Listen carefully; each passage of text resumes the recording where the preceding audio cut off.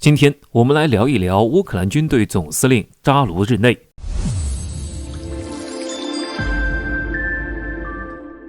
相信大家都听说了，俄罗斯最近在俄乌冲突里取得了重大的成果，那就是攻占了索列达尔，并且正在向巴赫姆特稳步推进。那是不是说明俄罗斯将马上取得战争的胜利呢？当然，战争没有这么简单。目前俄罗斯确实有比较大的进展，但是如果我们回顾整个战争的过程的话，就会发现乌克兰是比较会抓机会的。得益于乌克兰总司令扎卢日内的指挥，那几次反攻打得十分漂亮。所以正好借此次机会，我们来聊一聊泽连斯基的救命稻草，俄军目前最重要的敌人扎卢日内。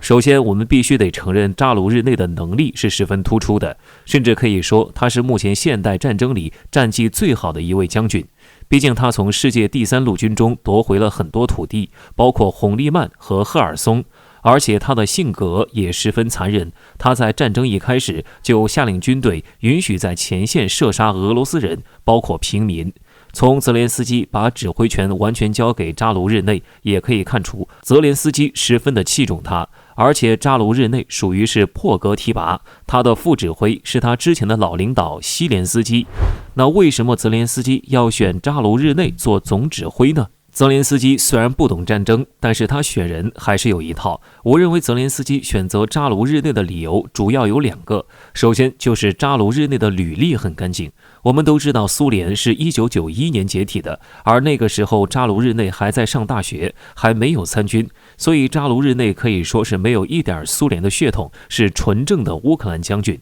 而他的老领导估计是在这里吃了亏，西连斯基曾经在苏联军队待过。其次就是扎卢日内在军事上可以说是学贯东西，他在军校的毕业论文就是研究苏联战术，并且他曾经在访谈中提到，他拜读过现任俄军总参谋长拉平的所有文章和著作，可以说他对俄军十分了解。而在乌克兰完全倒向西方的时候，他也和北约的军官经常合作，像标枪导弹就是扎卢日内主导下测试和投入使用的，所以在这次俄乌战场上，他对北约装备的运用也十分的好。总之，扎卢日内确实是泽连斯基的最好选择，他也不负众望，让乌克兰坚持了这么久。当然，也许有人知道他是因为他的花边新闻，但是我们必须要正视一个能和世界第2大军事强国抗衡的将军。最近还有人传出泽连斯基因为在索列达尔的失利，所以要清算扎卢日内。我认为这完全不可能。就像我说的，扎卢日内是整个乌克兰的救命稻草，如果没有这样一个有能力的将军，